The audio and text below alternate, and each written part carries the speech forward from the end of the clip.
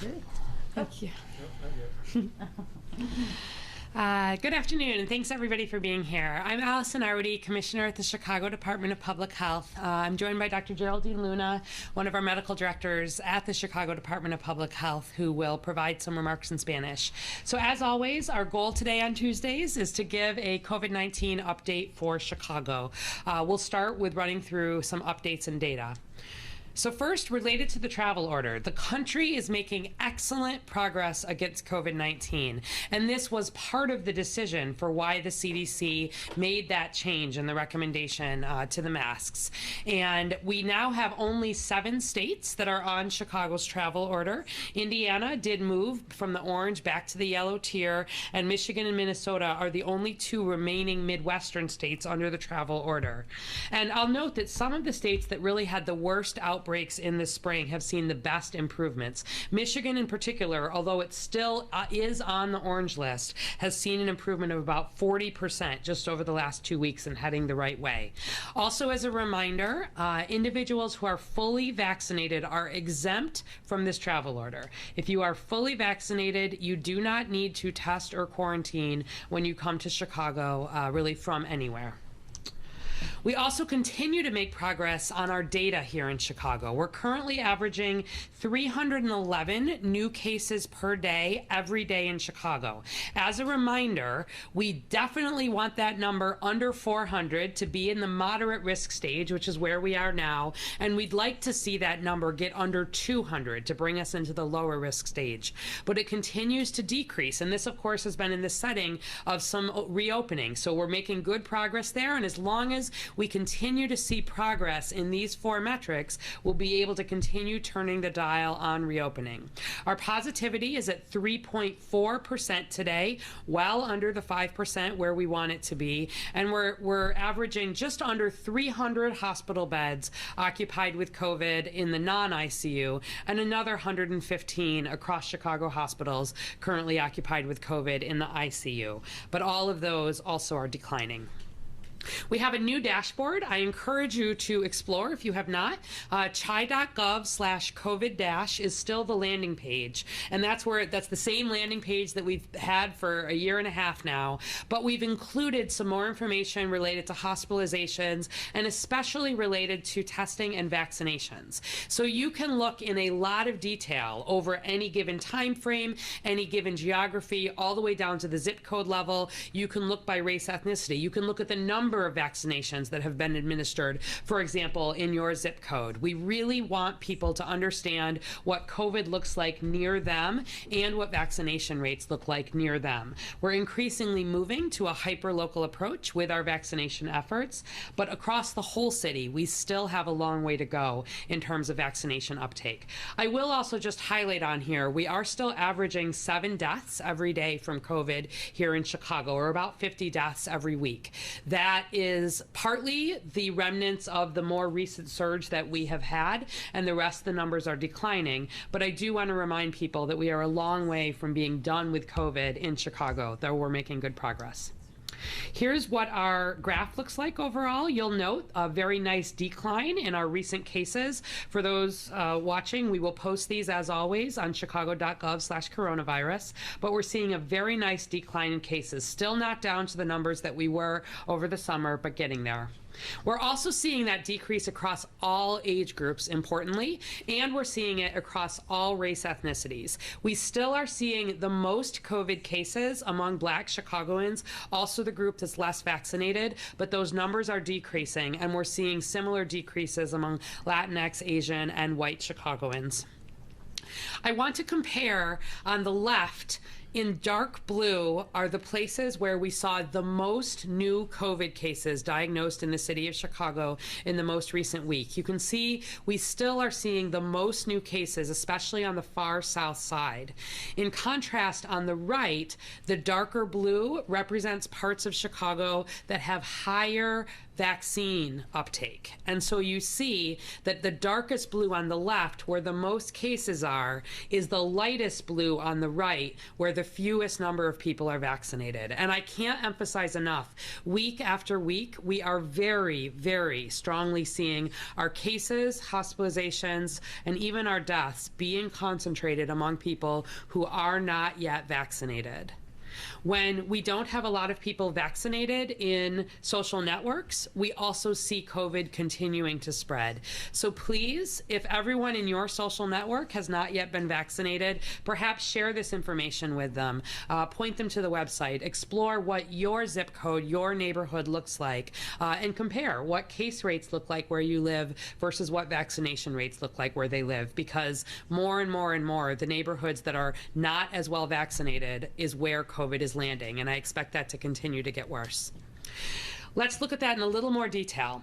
48% of all Chicagoans have now received a first dose of vaccine. That is right in line with the national average. But when we break that down by race and ethnicity, 55% of white Chicagoans and 53% of Asian Chicagoans have gotten a first dose, whereas 39% of Latinx Chicagoans and 32% of Black Chicagoans have gotten a first dose.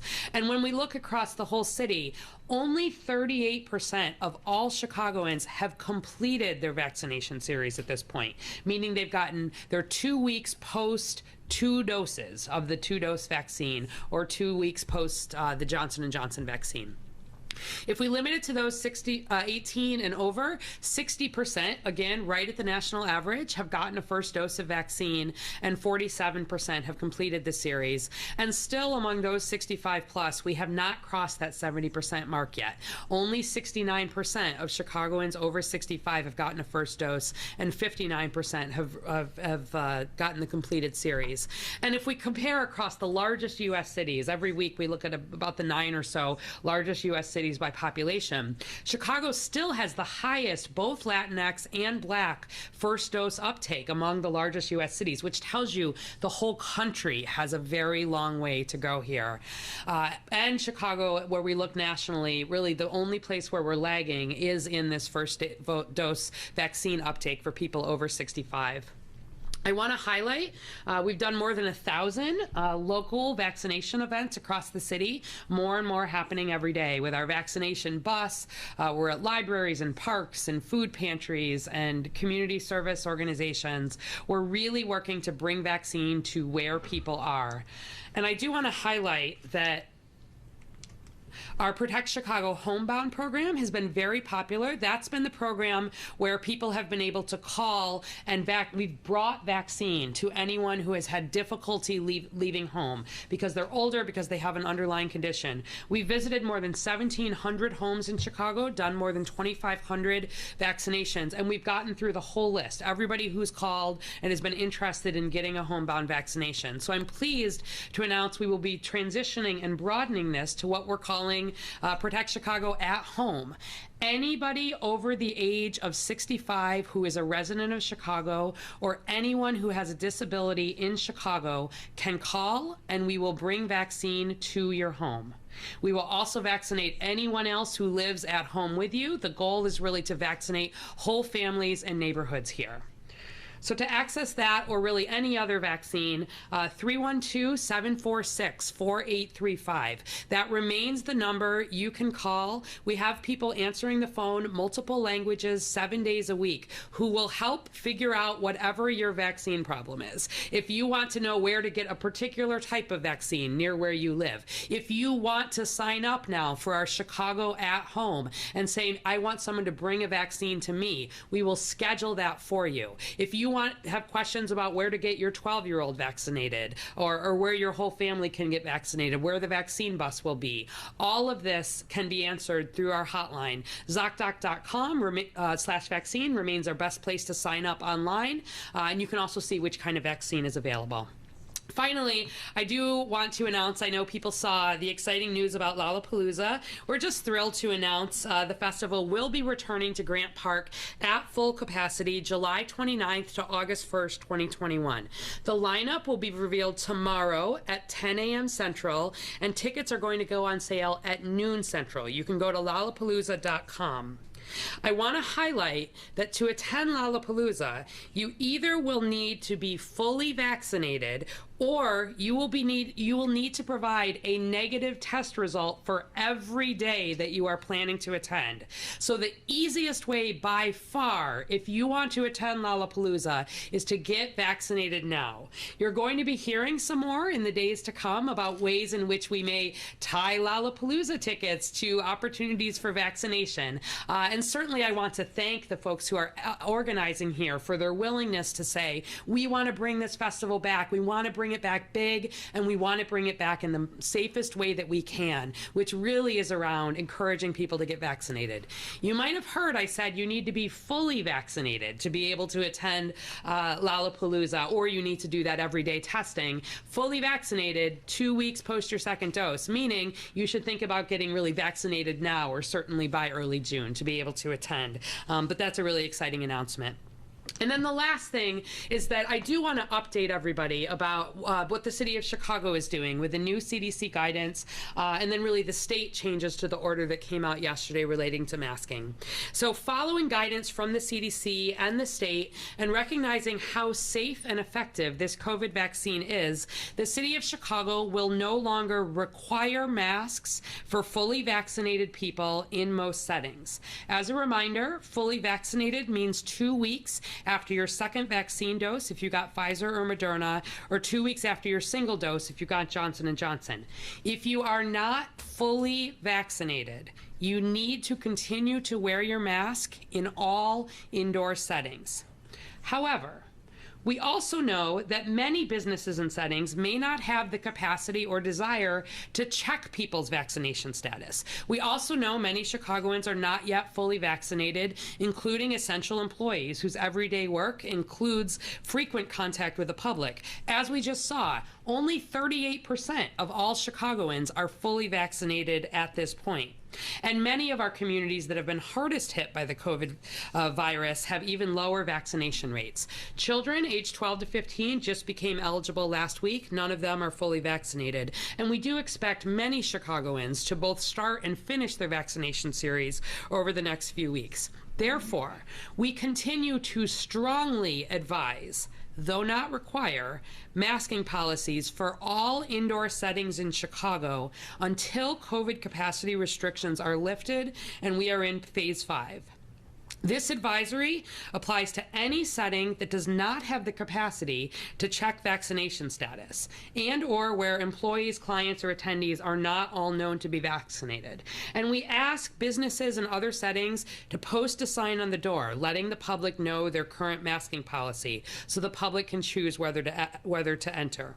City of Chicago buildings will continue to require masks for all who are entering until COVID capacity restrictions are lifted and we are in phase 5. And as a reminder, and aligned with federal and state guidance, masks must stay on everyone at this point, regardless of vaccination status, in healthcare settings, schools, correctional congregate settings, and public transportation. In addition, current distancing requirements that are laid out in the bridge phase remain in place for Chicago, again, unless a business or a venue checks vaccination status. So, for example, restaurants can currently operate at 75% capacity, but must maintain 6 feet of distance between tables. That is not a change. But if a business wants to check vaccination status for employees and for patrons, they would not need to then abide by those capacity limits, and in fact could return to business as usual prior to COVID. And finally, please be kind. Regardless of mandates, we expect many Chicagoans to continue to wear masks in public spaces for a variety of reasons, even after they're vaccinated, even as mandates and advisories fade. Someone might be immunocompromised. Someone might have a family member who's immunocompromised or too young to be vaccinated. CDPH absolutely supports ongoing mask wearing for personal or family risks, even in the setting of vaccination. I'm still getting over a cold. I recently got tested. It's not COVID, but I have been very careful to wear this mask because I do not want to spread that to my work colleagues or to anyone who I may be interacting with. A mask, reminder, is mostly about protecting others. I wear my mask to protect you. You wear your mask to protect me. It helps keep my germs to myself, but it is a tangible sign that I'm thinking about somebody besides myself. I'm thinking about the greater good. And masks and distancing and hand washing have gotten us this far. I'm so proud of what we've done here in Chicago. We've really avoided a lot of the worst that has been seen in so many other settings. And thank you, Chicago, for the good work that you've done to date. But we now have a tool that is more effective than a mask, than distancing, than hand washing, and that is choosing to get your vaccine. It's by far the most important thing you can do for your family, your community, and the city to get us past COVID.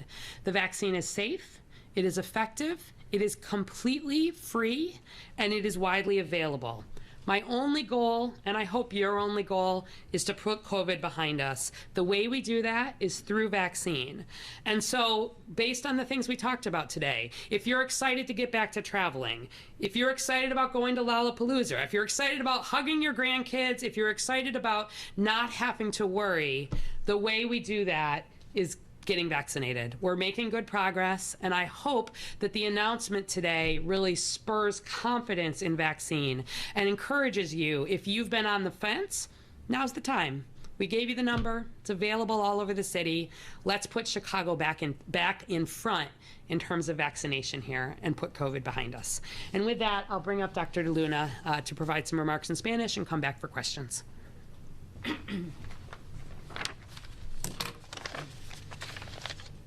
Sí, buenas tardes. Yo soy la doctora Geraldine Luna, directora médica del Departamento de Salud Pública de Chicago. Y tenemos buenas noticias. El CDC, siguiendo las guías del CDC, el Estado, y reconociendo cuán segura y efectiva es la vacuna del COVID-19, la ciudad de Chicago ya no requerirá máscaras para personas completamente vacunadas en la mayoría de los entornos. Como recordatorio, personas completamente vacunadas significan 2 semanas después de la segunda dosis si recibió Pfizer o Moderna, o 2 semanas después de una dosis única si lo que recibió fue J&J o Johnson & Johnson. Si no está completamente vacunado, debe seguir usando las máscaras en todo momento.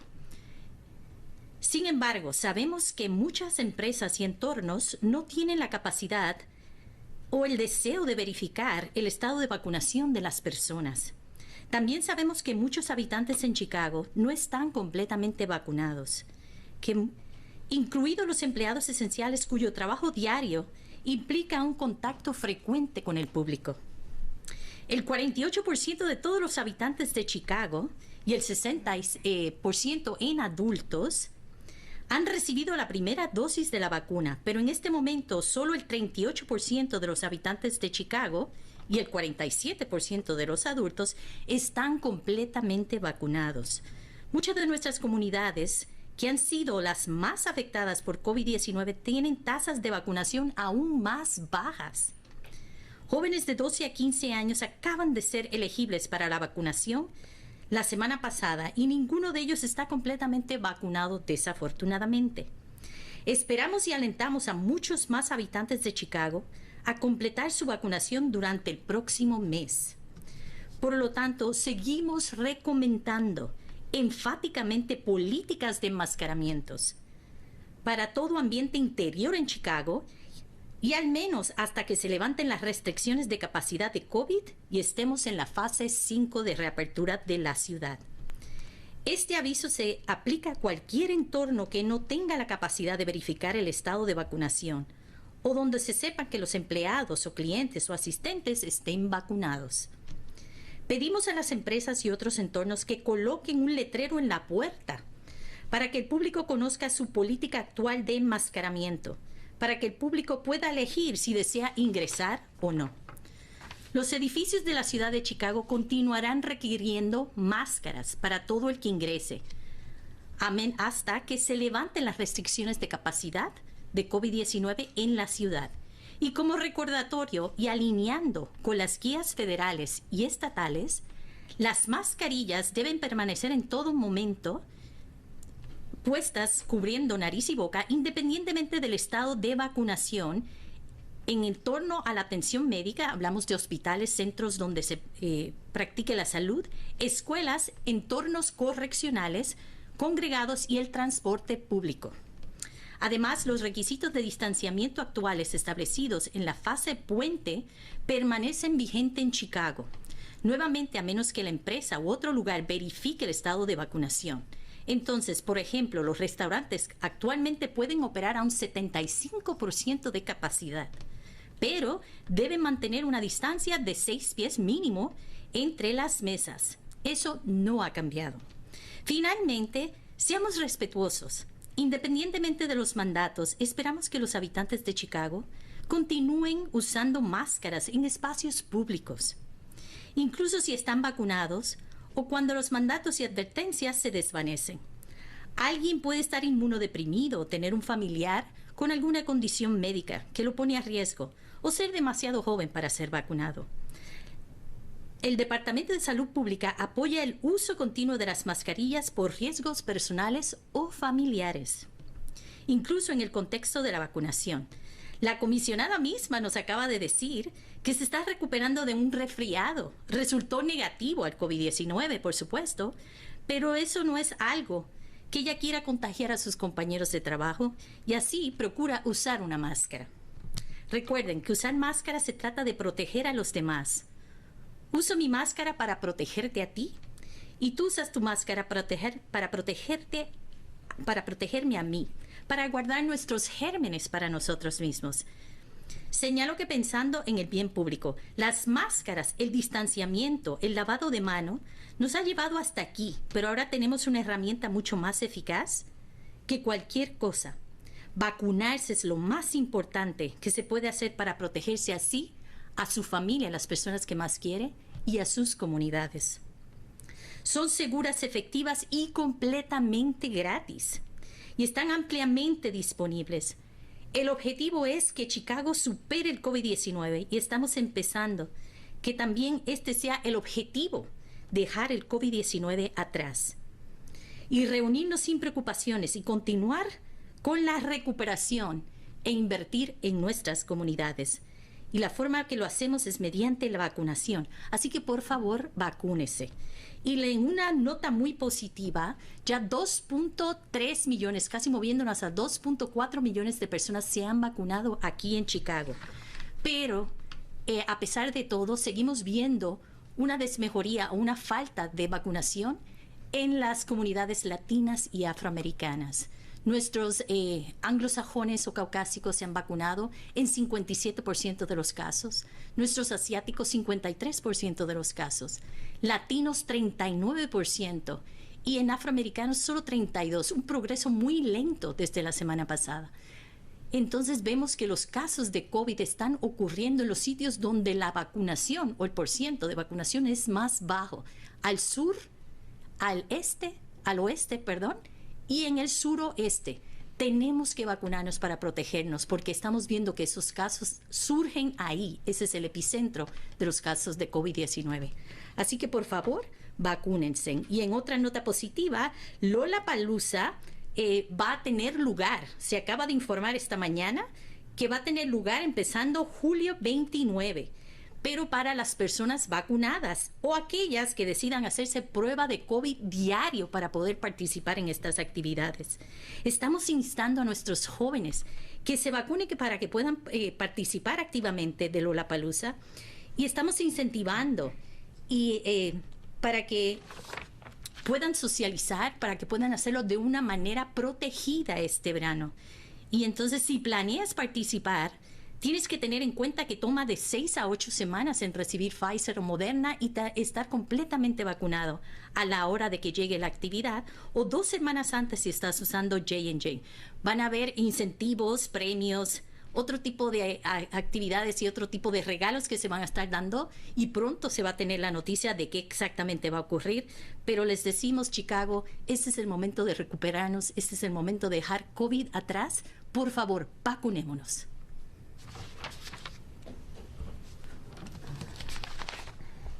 Thank you, Dr. Luna. Happy to take questions. Dr. Arwady, I met this person this morning. She was visiting from Florida, arrived yesterday. She didn't quarantine. She wasn't quarantined. She was walking down Magnificent Mile, wasn't wearing a mask, And we wonder, I mean, what can the city do to avoid situations like this, given the restrictions for traveling that we have? Yeah, do you know if she was vaccinated? No, she wasn't vaccinated. Yeah. So really at this point, as you know, enforcement is a challenge. And I think part of the decision here around moving from a mask mandate to a mask advisory is recognizing that much of the country at this point has really moved away from mandates. And I think, you know, if someone is out of doors, certainly, you know, the risk is lower than it is indoors, and that's part of it. I mean, if she were to be caught up in an outbreak, right? If we had a situation where we were doing an investigation and we had an outbreak associated with, you know, any situation where she was in, and we found that, you know, she was traveling and had not followed the travel order, we would have the opportunity and would in fact enforce at that time. But I think at some level here, we are really needing folks to be doing the right thing. And I think most people want to not have to worry about COVID anymore. And the more people who make that decision to get vaccinated, even if they are exposed to someone who's traveling from Florida, even if they happen to have COVID, their risk would be very low. So. I believe the governor's executive order on masks didn't say anything specific about schools, just that it would be up to ISB. Can you talk about why the city decided to add schools? Oh, so we're following the same guidance there that we would be following along with ISB. But there is a requirement, if you look sort of within to that, the CDC, ISB, everybody has doubled down and said there are no changes, at least for this school year, in terms of the requirements that are in place in school settings. So the CDC updated its guidance. ISB has followed along with that, and then masks do remain required in school settings. Certainly that makes sense, where you think about the fact that, you know, 12 to 15-year-olds only have just begun to have the opportunity to be vaccinated. Certainly younger children don't have that opportunity yet. And even among our 16 and 17-year-olds, we're looking at 25 to 30% that have been vaccinated at this point. So schools remain a place where the great majority of people are not vaccinated. The mask order, remember, masks are not required for people who are, you know, who are vaccinated, and children broadly have not been able to be vaccinated. And can you talk about how Lala will check and verify vaccination status, as well as the incentive events attached to the tickets? Sure. So some more details will be coming about both of these. And I think more broadly, not just Lala, but this has been a larger conversation. You know, BACP has put out some guidance already to businesses. We had done that last week in the context of some of the vaccine exemption decisions, and they'll be sharing some more information with businesses broadly. Part of this is that there still is a lot of work happening around some of the different apps and ways to be able to verify vaccination. Somebody's vaccine card is good. If you have your CDC vaccine card, you have a picture, you have a photocopy of your vaccination card, you have a printout from your doctor's office, etc. Right at the moment, and again, this is where I say more will be coming, that could be used, setting aside Lala for a moment, that could be used, you know, if a restaurant, a bar, a business, you know, is wanting to check and wanting to take that on. What we've said is that in early July, we'll be releasing some more information with Lollapalooza. I'm hopeful by then that there may be some more progress in some of the apps that are in place. As a reminder, there never will be a vaccine passport requirement to be able to do things in the city of Chicago, go into public spaces, etc. But we certainly are interested, and there are a few examples of some apps that have made it easier for people to say, I want to be able to access my vaccine records or my testing records. So we've been working with them around the ability to either do that on paper if necessary, with some thinking where you're talking about, you know, tens of thousands of people in advance, or potentially using an app, and there will be some more details coming about that. But the bottom line is you're going to have to be able to show proof of vaccination, or if not, proof of getting a negative test really on each day of attendance. Is part of the mindset on Lala, just staying on that tune, that we expect the state may be fully open by then, so it's not going to be as big an issue? So we are following our data, right? As long as we continue to see good progress in all of these metrics at the city level, at the state level, there's been, we're looking at it really every couple of weeks. And, my hope is that by this summer, we may be in a place where we do not have capacity restrictions in place. Certainly an outdoor setting is lower risk than an indoor setting. And when we pair that with the agreement that the people attending will be vaccinated or tested every day, that really is about as low risk a setting as we can have. And so we felt confident that we would be able to move ahead without capacity restrictions, certainly from a planning perspective. The organizers of all events know that it's possible things could change with COVID, but we expect at this point that we would be able to have that event at full capacity, and that's the way that we've been planning. Do you anticipate there'll be any widespread problem with people faking their COVID vaccinations?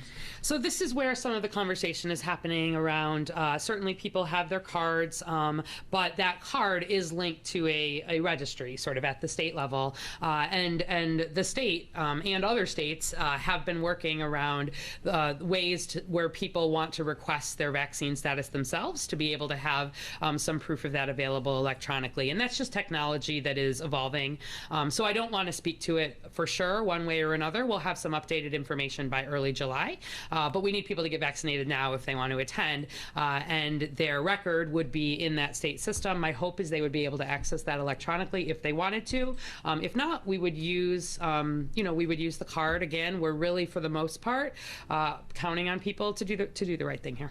One more thing, and I'll pass this along. Just with restaurants, one of the things we're hearing from restaurant owners today is they don't want to be put in the position of being the vaccine police. Doesn't this put them in an awkward position, this guidance? So this is why we put an advisory that indoor settings that feel that it's hard to check people's vaccination status, and I hear them on that. I think it's very hard to check people's vaccination status at this point. It's certainly a lot of additional work, and we know that there are, a hardware store may not feel like it's appropriate for them to be checking status. That's why we are putting the advisory in place that at least right now, while capacity limits remain in place, our advice is that settings that don't want to check vaccine would continue to have masks in indoor settings. Again, it's not a mandate. It's an advisory, but part of the reason the City of Chicago buildings are continuing this is that I feel like when 38% of Chicago is fully vaccinated, we are still making a lot of progress there, and I want to make sure while we continue to make that progress that we're making settings as safe as they can be. Also, of course, we have a lot of employees returning to work, and we're hearing people wanting to feel confident about that. So if any business does the work of ensuring that folks are vaccinated, no problem. You don't need to do it. But if you're not going to do the work of wanting to enforce that vaccine status, our advisory at this point would be to continue your indoor masking policy. We have a few questions from our readers. Is it safe for kids and their parents to be around people who aren't wearing masks, since kids under 12 can't get vaccinated yet? And can kids stop wearing masks as adults start getting vaccinated more? Okay, so a couple things on there. First of all, just again, as a reminder, what the CDC, the state, everybody is recommending is, removing that mask for people who are fully vaccinated, meaning when children are in indoor settings, they need to continue masking first and foremost. To the question of children being around people who are unmasked, my main question there are those unmasked people vaccinated?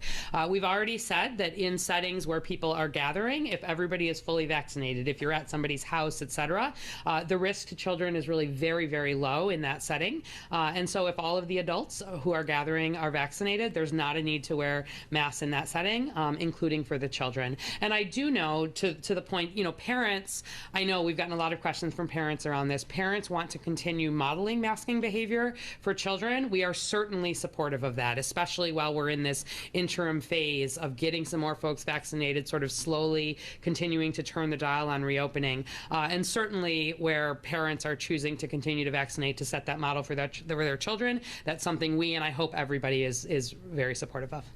Thank you. Yep. More questions? All right. Thank you all very much. Appreciate it.